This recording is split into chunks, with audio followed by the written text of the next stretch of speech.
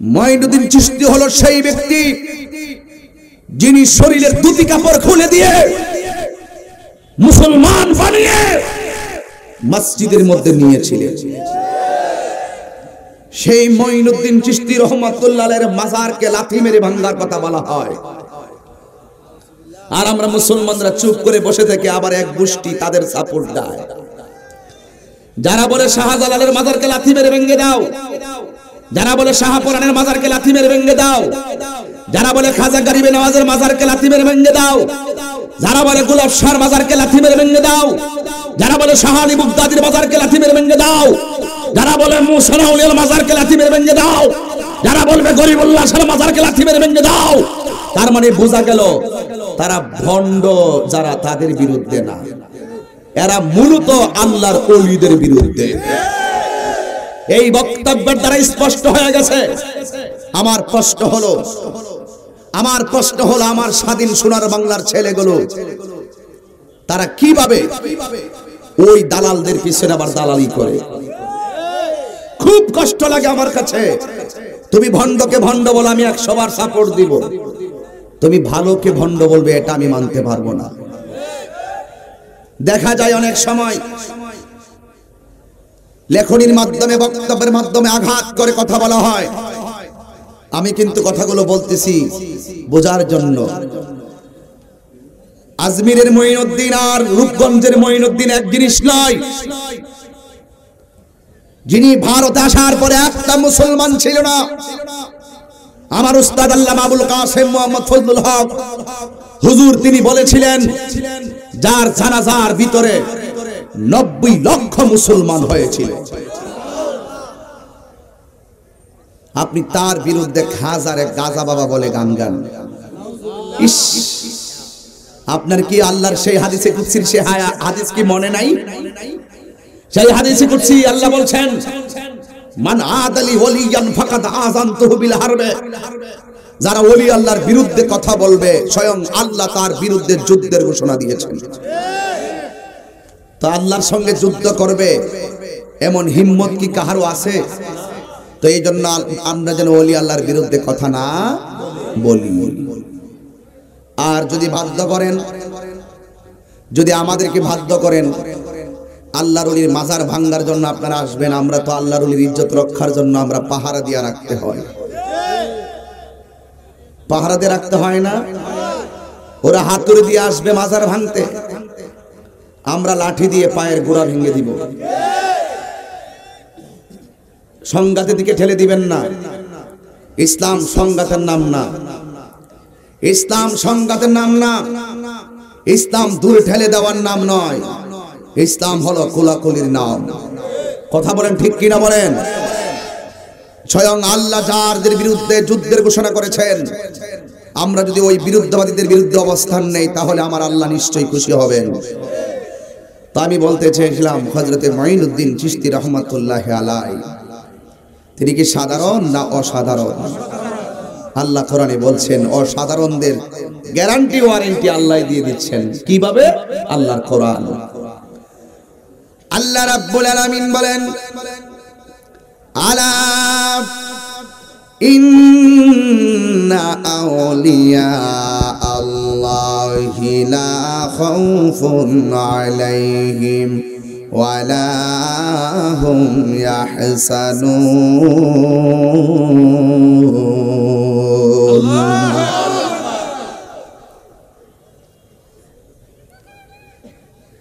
আল্লাহ রাব্বুল আলামিন বলেন, আলা সাবধান, ইন্না নিশ্চয় আউলিয়া আওলিগণ, লা খাউফুন তাদের কোনো ভয় নাই, ওয়ালা হুম ইয়াহজানুন তাদের কোনো চিন্তা নাই।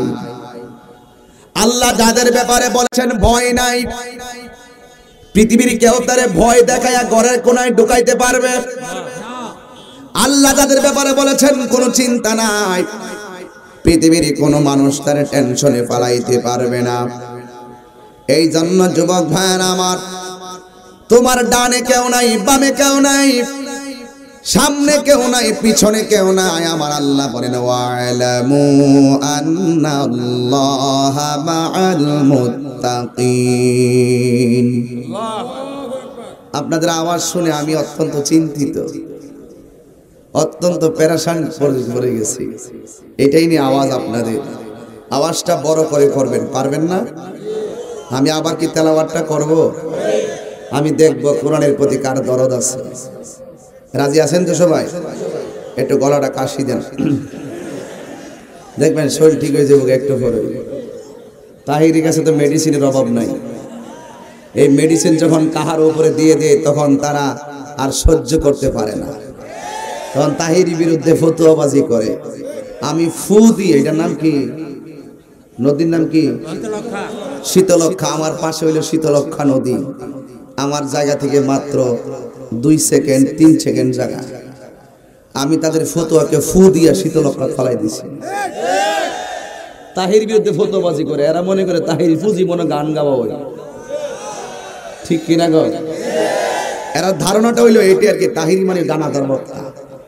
তাহিরি যেটা পারবে এটা তোরা পারতে না, আর তোরা যেটা পারবে এটা তাহিরি ইনশাল্লাহ পারবে। এটা তাহিরি মানে একটা ব্যতিক্রম, এটা কইয়া যাবে না। তাইলে একটা কাশি দেন। কি হলো, এমন ওয়াজ শুনছেন জীবনে? তাহিরি, এটার নাম তাহিরি মানে কোরআনকে আল্লাহকে ডাক দিব, আমরা প্রস্তুতি নিয়ে নিলাম, ঠিক কিনা বলেন? তাহলে রাজি আছেন? 30 সেকেন্ডের ভিতরে যারা যাওয়ার তারা যান না, যাও। আর উঠা বসা করবা, জাতা মারা ধরবেন, বনুব বিলে সাইরা দিয়ে ফুলা ভান্ডারে ধরবেন, ঠিক কিনা গান? তাহিরির, হ্যাঁ রে তাহিরি, যেখানে যায় সেখানে সমাবেশ। তাইলে কি আওয়াজ করবেন নিজুর? ইনশাল্লাহ। আমরা কারে ডাক দিব? আগে প্রস্তুতি নিচ্ছি, ক্ষেতের আইলটা বানতেছি, নাইলে আর একবার ক্ষেতে পানি যাবো। রেডি? আওয়াজ জোরে হবে তো ইনশাল্লাহ। ওয়ালামু আন্নাল্লাহা মাআল মুত্তাকিন।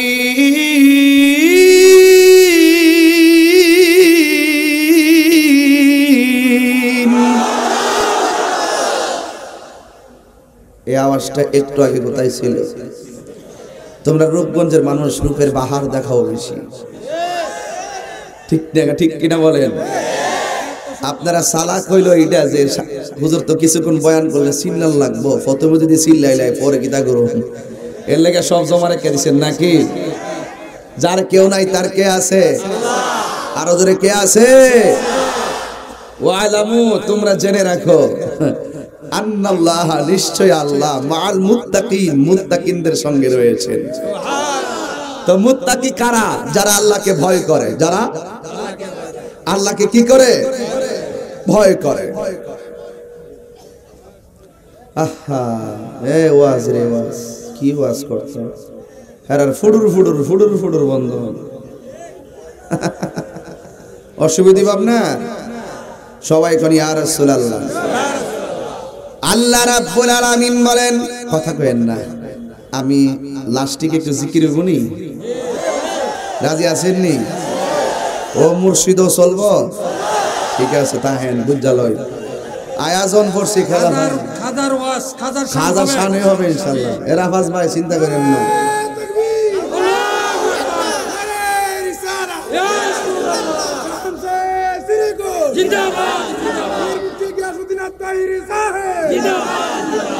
আল্লাহু আকবার, জোরে কর, আরো জোরে কর, আল্লাহু আকবার। ওলি আল্লাহর পক্ষে থাকলে আল্লাহ আছে না নাই? মাজার কি ভাঙবেন না রক্ষা করবেন?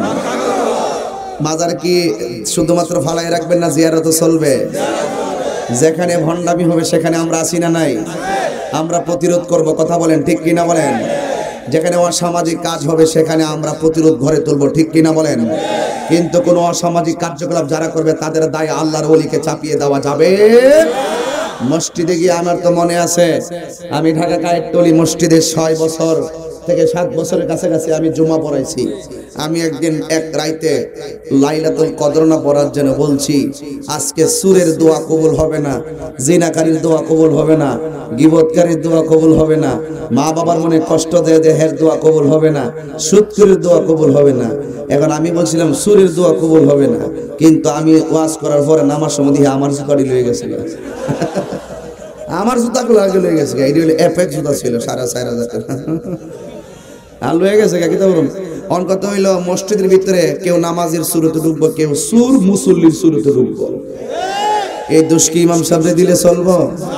তো আল্লাহর ওলির দরবারে যদি কোনো জায়গায় যদি কোনো কিছু হয়, তাহলে এই দায়ভার আল্লাহর ওলিদের উপরে চাপিয়ে দেন কেন?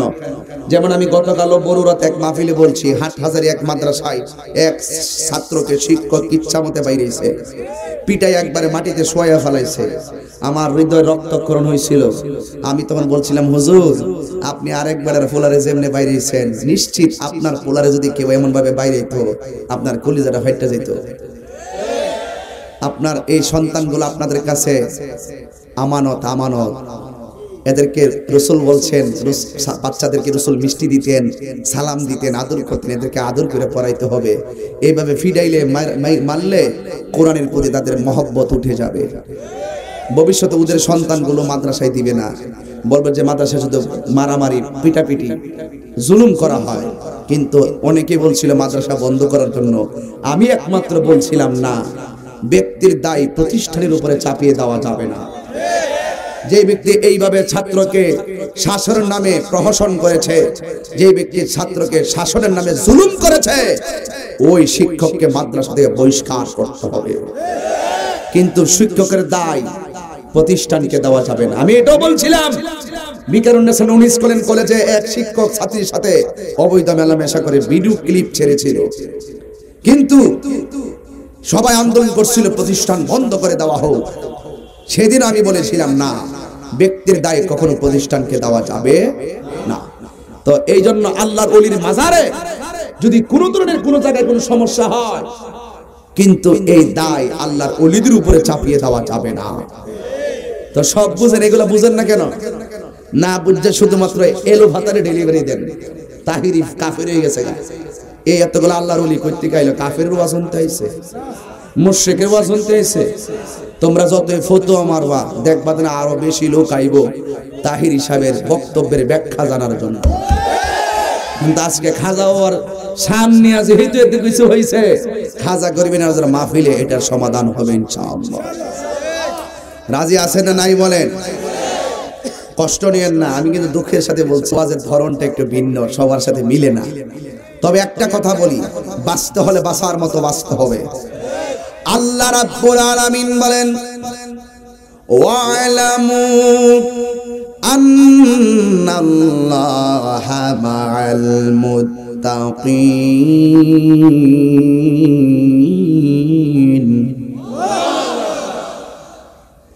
আল্লাহ রাব্বুল আলামিন বলেন, তোমরা জেনে রাখো, তোমাদের অন্তরে যাদের আমি আল্লাহর ভয় থাকবে, তোমাদের ডানে বামে সামনে পিছনে কেউ যদি না থাকে, একজন আছেন, জবান খুলে বলুন তিনি কে? এই জন্য হযরত মুঈনুদ্দিন, এখন বুঝতে হবে মুঈনুদ্দিন অর্থ কি। মুঈন অর্থ সাহায্যকারী, দ্বীন অর্থ ধর্ম, ধর্মের সাহায্যকারী।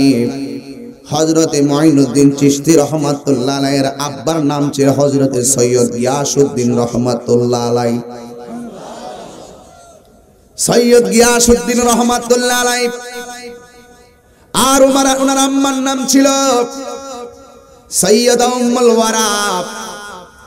হযরতে খাজা গরিব নওয়াজ মুঈনুদ্দিন চিশতি রাহমাতুল্লাহ আলাইহির বয়স যখন মাত্র 15 বছর, ওনার আব্বা দুনিয়া থেকে বিদায় নিলেন, ওনার আম্মা দুনিয়া থেকে বিদায় নিলেন।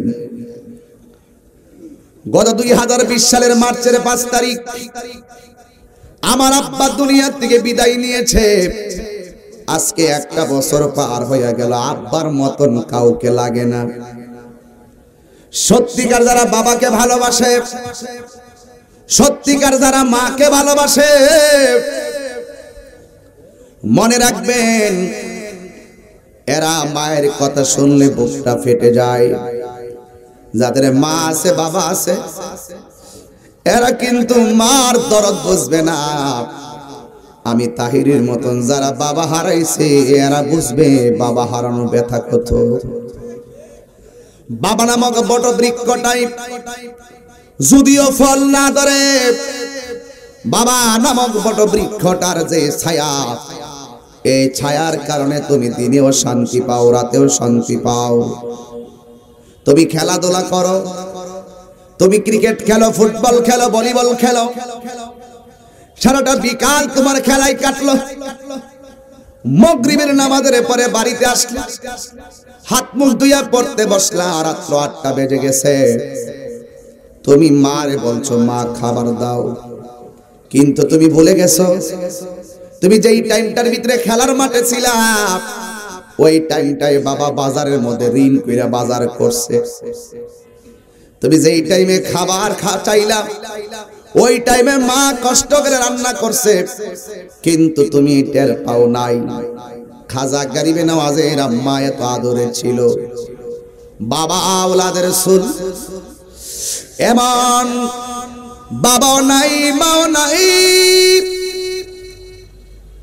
এ রূপগঞ্জের বন্ধু, বাবা নাই মা নাই,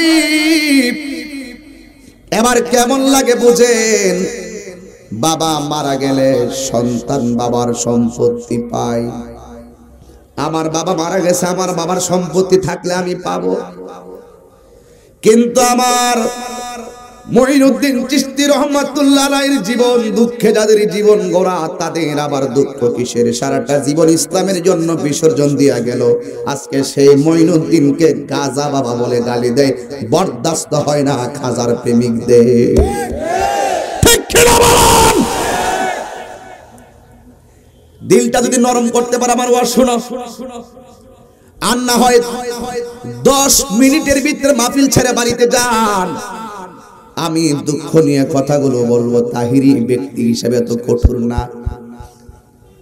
আজকেও আমি যখন সরাইল ছিলাম, হঠাৎ করে জ্যামের ভিতরে 1.5 ঘন্টা ছিলাম, অসংখ্য কওমি মাদ্রাসার পোলাপান আমার কাছে আসছেন, হুজুর বেফাকের পরীক্ষা, আমাদের পরীক্ষা শুরু হয়েছে, হুজুর আমাদের জন্য দোয়া করেন। ওরা এসে আমার সঙ্গে ছবি তোলার জন্য প্রস্তাব করলো। আমার গাড়ির চতুর্পাশে কওমি মাদ্রাসার ছাত্র। দেখো, সর্বপ্রথম আমার পরিচয়, আমি মানুষ। সে যেই দল করুক না কেন, মানুষ হিসাবে তার সম্মান করতে হবে।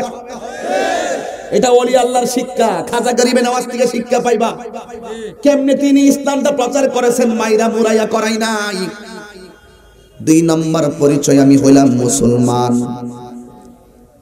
3 নম্বর পরিচয়, আমি ইমানদার। আমি যখন মানুষ হব, মানুষ হলে হিন্দু খ্রিস্টান বৌদ্ধ নাসারা সবার বিপদের কালে তুমি পাশে দাঁড়ায়া যাইবা। আমার দেশের ভিতরে করোনা যখন আসছে, গৌসিয়া কমিটি বাংলাদেশ হিন্দু খ্রিস্টান বৌদ্ধ মুসলমান নাই, যারাই করোনা ইন্তেকাল করেছে, যেই টাইমে লাশগুলো বাবা ধরে না, সন্তানের লাশ বাবা স্পর্শ করে না। এই যে দেখছেন চলে আসছে, আমার হাতে চলে আসছে, আমি জানিও না, আমার ওয়াজের ভিতরে চলে আসছে। এই করোনাকালীন সময়ে গৌসিয়া কমিটি বাংলাদেশের দেশব্যাপী করোনার লাশ দাফন free, ambulance free, oxygen free, কাফন দাফন পৃথিবী প্রশংসিত, সারা বিশ্বব্যাপী প্রশংসিত হয়েছে। এই পর্যন্ত করোনায় প্রায় 100%, প্রায় না, যা হয়েছে তাই রেকর্ড, 2100 লাশকে তারা দাফন করে পৃথিবীর ইতিহাসে একটা ভালোবাসার দৃষ্টান্ত স্থাপন করেছে। এখানে হিন্দু ছিল, সৎকারের কাজ করেছে, মুসলমান ছিল, কবরস্থানে দাফন করার কাজ করেছে। এ যুবকের দল যেই করোনার কারণে, মার করোনা হইলে সন্তান কাছে যায় না, বাবার করোনা হলে সন্তান কাছে যায় না, মারা গেলে কেউ ধরে না। ওই সময়ে গৌসিয়া কমিটি বাংলাদেশ তাদের পাশে দাঁড়াইয়া গেছে। জবান খুলে বলুন হায়াতের মালিক কে? বিশ্বাস করবেন কিনা আমি জানি না। আমি একদিন গাড়ি দিয়ে যাচ্ছি, হঠাৎ করে দেখলাম একটা অ্যাম্বুলেন্স অ্যাক্সিডেন্ট হলো। খবর পেলাম এটা গাউসিয়া কমিটির অ্যাম্বুলেন্স। এটার ভিতরে লাশ ছিল, এটার ভিতরে গাউসিয়া কমিটির সদস্যরা ছিল। অ্যাম্বুলেন্সের সামনের জায়গাটা ভেঙে গেল, কিন্তু খবর নিয়ে দেখলাম ওই গাউসিয়া কমিটির কর্মী যারা ভিতরে ছিল একটা মানুষও ব্যথা পায় নাই। রক্ষা করার মালিক কে? এই জন্য হুজুর কাবলা আলম যে গাউসিয়া কমিটি ঘোষণা করেছেন, এটার ভিতরে শুধু মায়া, এটার ভিতরে শুধু ভালোবাসা, ধর্ম বর্ণ নির্বিশেষে সকলের মহব্বতের একটা প্ল্যাটফর্ম। এই জন্য গাউসিয়াতের পতাকা তলে সবাইকে আসতে হবে রে বাবা। হুজুর গাউসে পাক হুজুর গাউস খাজা আজমিরি সঞ্জিরি মঈনুদ্দিন চিশতি রাহমাতুল্লাহ আলাইহির আব্বা দুনিয়া থেকে চলে গেল, আম্মা দুনিয়া থেকে চলে গেল। তার বয়স মাত্র 15 বছর। বয়সটা এমন না ছোট না বড়, না রুজি করে 10 কোটি, না রুজি করে 10,000, এমন একটা বয়স। এ যুবক, কি ভাষায় কথা বললে আপনারা বুঝবেন আমি জানি না, তবে বেশি লম্বা করব না, কাটাই কাটাই কথাগুলো বলবো। মঈনুদ্দিন চিশতি রহমাতুল্লাহ আলাইহির আব্বা মারা গেলেন, আম্মা চলে গেলেন, কিন্তু ওনার আব্বা রেখে গেলেন শুধু একটা আঙ্গুর ফলের বাগান। আমার বাবা মারা গেছে, জমিন ভাগ পাবো, বাড়ি ভাগ পাবো, ওয়ারিশ সূত্রে আমি ভাগগুলা পাবো, কিন্তু খাজা গরিবী নওয়াজ তার বাবার ওয়ারিশ সূত্রে রেখে যাওয়া শুধুমাত্র একটা আঙ্গুর ফলের বাগান পাইলেন। আপনারা বলেন আঙ্গুর ফলের দাম কম না বেশি? জান্নাতে আল্লাহ রাব্বুল আলামিন মুত্তাকিদেরকে আঙ্গুর ফলের বাগান উপহার দিব। জান্নাতের ভিতরে আল্লাহ রাব্বুল আলামিন মুত্তাকিদেরকে আঙ্গুর ফলের বাগান উপহার দিব। আল্লাহকে ডাক দিতে কি প্রস্তুত আছেন আপনারা? ইন্নালিল মুত্তাকিনা মাফাসান হাদাইকা ওয়া আনাবা ওয়া কাওয়াইবা আতরাবা।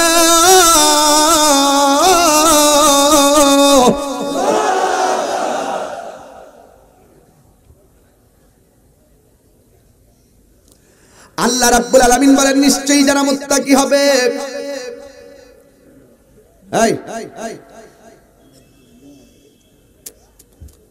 আমি তাদের জন্য আঙ্গুর ফলের বাগানের ব্যবস্থা করে রেখেছি। একটা না দুইটা না, অসংখ্য আঙ্গুর ফলের বাগান। দেখেন মঈনুদ্দিন চিশতি রহমাতুল্লাহ আলাইহি তিনি তার বাবা রেখে যাওয়া একটা আঙ্গুর ফলের বাগান পাইলেন। একদিন মা নাই, বাবা নাই, মনটা কি ভালো না খারাপ? জোরে কোন? এক ব্যক্তি ঘরের মধ্যে শোয়া, দেখতেছেন তার স্ত্রী বাচ্চাটারে বাহিরে ঘোরাফেরা করতেছে, কান্না করে বাচ্চা। ওই লোকটা সোজা মার কবর গিয়ে গড়াগড়ি করলো। স্ত্রী জিজ্ঞাসা করলো, কেন তুমি বাহিরে গেলা, মুখে মাটি দেখা যায় কেন? স্বামী বলছিল, স্ত্রী গো, তুমি আমার সন্তানটার কান্নার পরে বাহিরে নিয়ে ঘোরাফেরা করলা। আমার মনে হয় আমিও যখন ছোটবেলায় এমন ভাবে কাঁদতাম, আমার মা আমাকে এমন ভাবে বাহিরে নিয়ে ঘোরাফেরা করত। এই জন্য বাবাকে হারায় হযরতে মঈনুদ্দিন চিশতি রহমাতুল্লাহ আলাইহি তিনি সোজা আঙ্গুর ফলের বাগানের মধ্যে আরাম করতেছেন, শুয়ে আছেন। যার কেউ নাই তার কে আছে?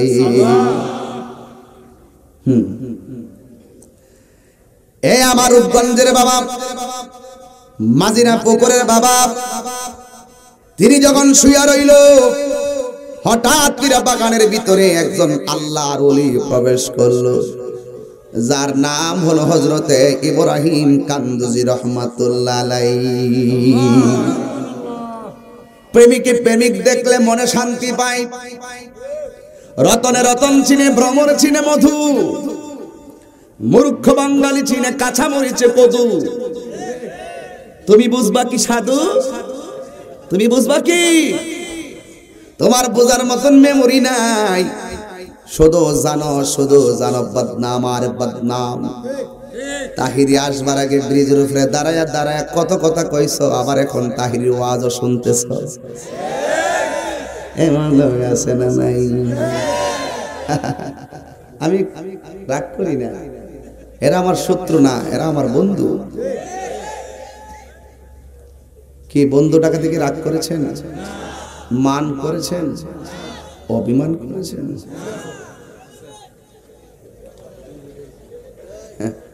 একটা করে ঢেলে দে। শান্তি পাইছো নি? যাও, শান্তি পাইলে চলছে। তুমি কইয়া শান্তি পাইছো মানে তোমার ভিতরে যে জ্বালাটা আছেন শেষ হইছে। এগুলা বললে আমি যে বিচলিত হই তেমন কিছু নয়, কারণ আমি তো এটা নিয়ে জাতীয় পর্যায়ে লই রয়েছি, সারা বিশ্বকে দেখাই দিয়ে এসছি। তোমরা যেটাকে তাহিরিকে নিয়ে বদনামের খাতায় নিয়ে আসামি বানাইতে চাইছিলা, উল্টা তাহিরি তোমাদেরকে 7 ঘাটের পানি খাওয়াই দিয়েছে। এটা তাহিরি, এটা সৎ সাহস বেশি। এমনি সাহস নাই, লাঠি দেখলে ডরাই। এমনি সৎ সাহস বেশি, লাঠির সামনে সত্য কথা বলে জীবন দেওয়ার জন্য প্রস্তুত। এই সাহসটা আমার আছে।